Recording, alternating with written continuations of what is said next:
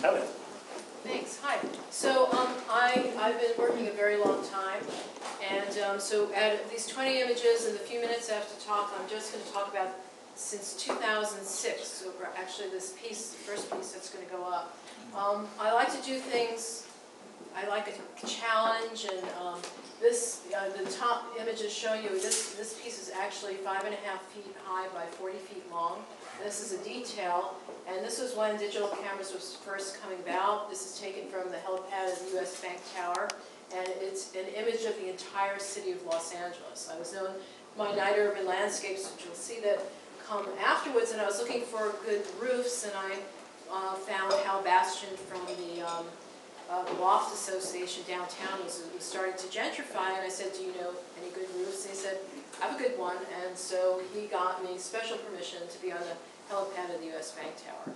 And this is, to do this, it took a few hours, and the first Hasselblad digital system, which was a 32 megapixel camera back then, and a crew, and we went around the edge of the tower, and it took months for me to stitch the program together and get it perfect, and then this was commissioned for the Venice Biennale of Architecture.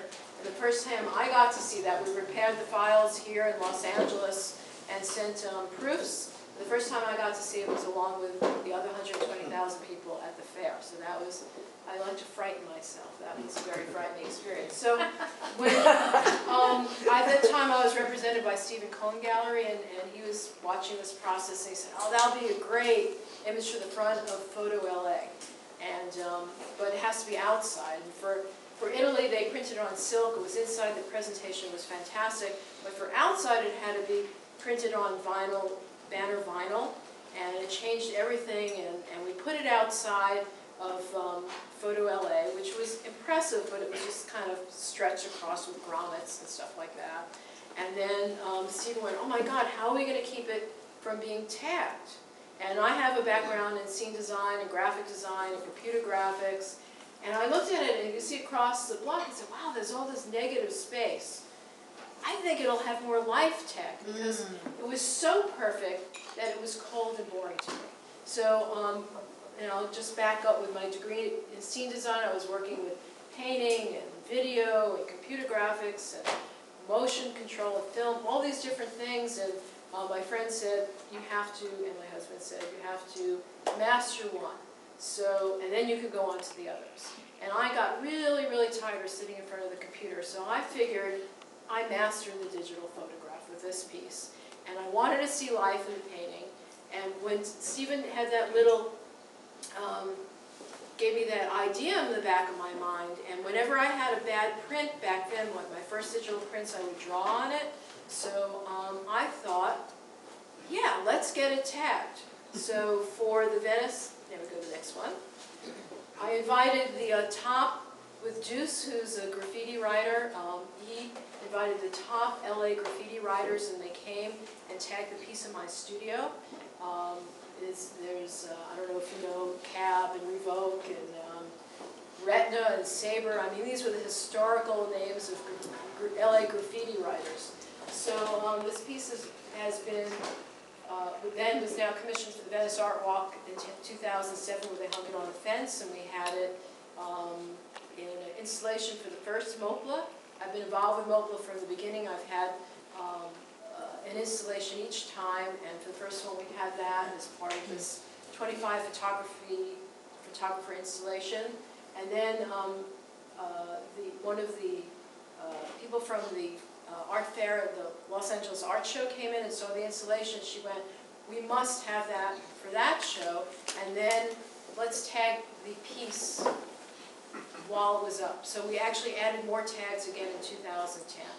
And so that bridged my, and you'll see other pictures, but for me going from two-dimensional printing on photographic paper, which that was your only choice with the web print, but once, to me, the key for digital was to bring me back to the texture of painting, fabric, other materials besides this slick paper.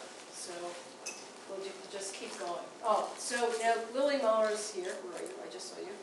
So Lily, I don't know how we met, but she heard about this installation show or something, and she invited us, The next year, I went from 25 photographers to 50, and we had an installation where we projected outside of the 1955 trailer 4 different directions, and we had 50 photographers document their neighborhoods for a year, and we presented it as 4 screens, 20 image slideshow. So here was now where I was able to take the whole city of LA.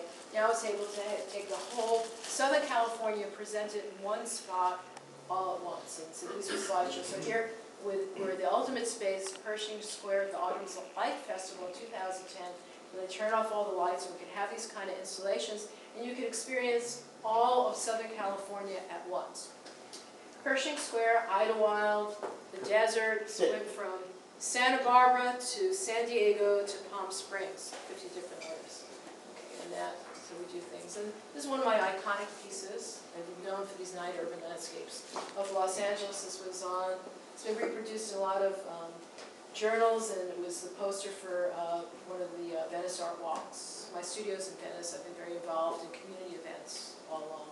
And you can just kind of flip through this. These are in different museums. This is in the George Eastman House. Everything's based on film noir. This series was called L.A. Noir, and then it became New York Noir, and then it was a 10-year project with the overall name of Urban Noir. And I added text, and that became a projection for the next Autumn Lights. We'll see it.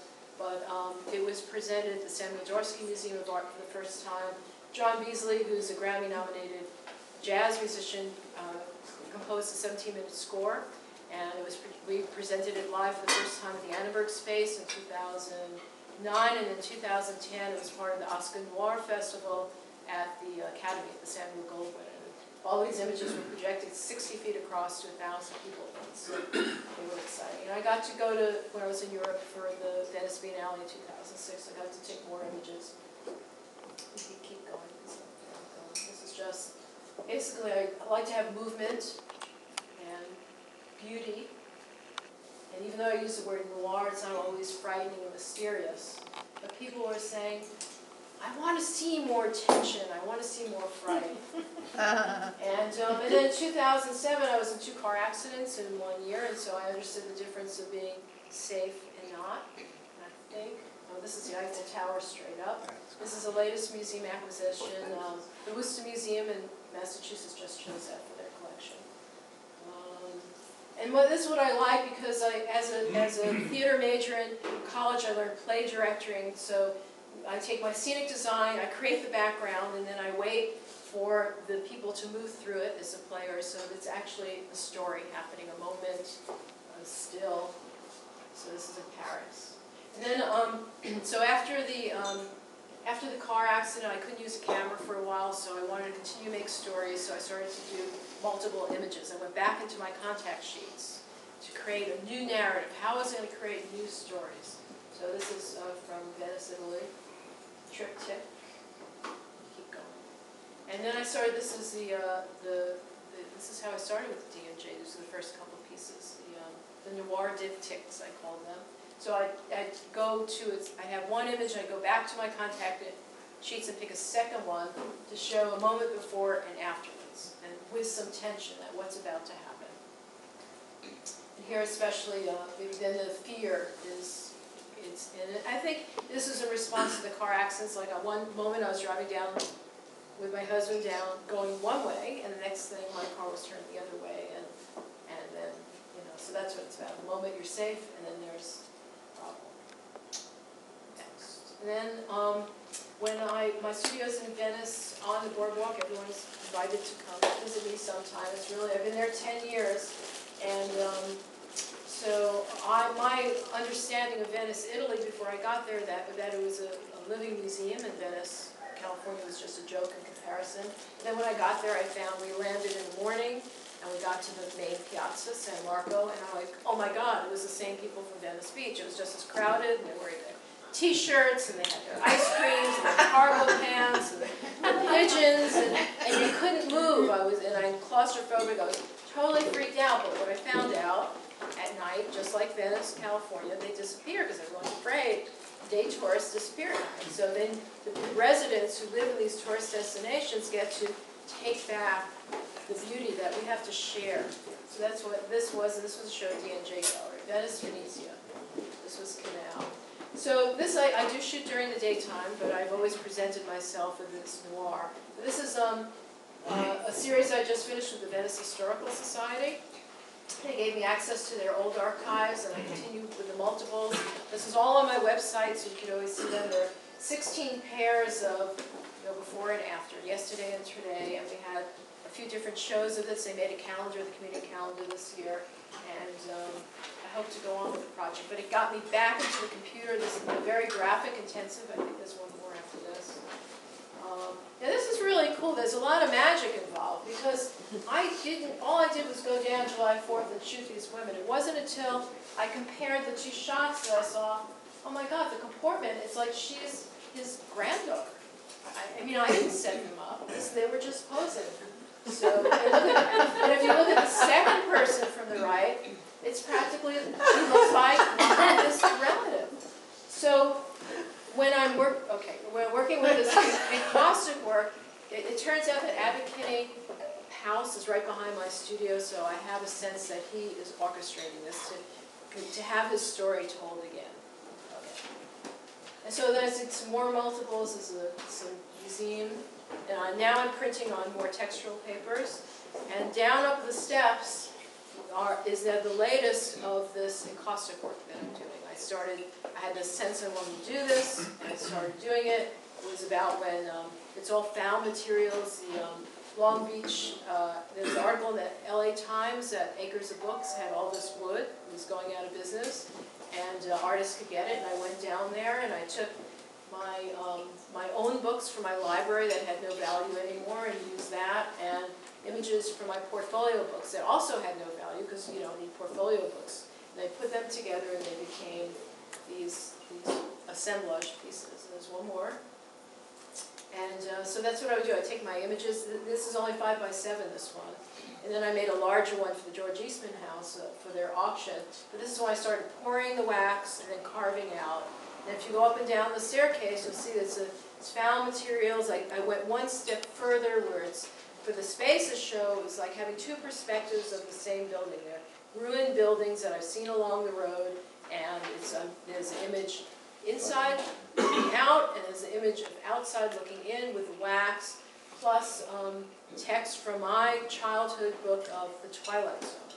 And it's all about the story of that these people have this grand idea, we're going to open up this hotel, we're going to have this motel, we're going to get out of the city, we're going to have a grand life, and at one moment that dream turned into a nightmare, and they got the hell out. And then these buildings are been left to deteriorate. The ones in New York, they've been like that for 40 years, and when you go in there, it looks like they just left. Something happened, they just left. So that's the mystery behind the work that's up again.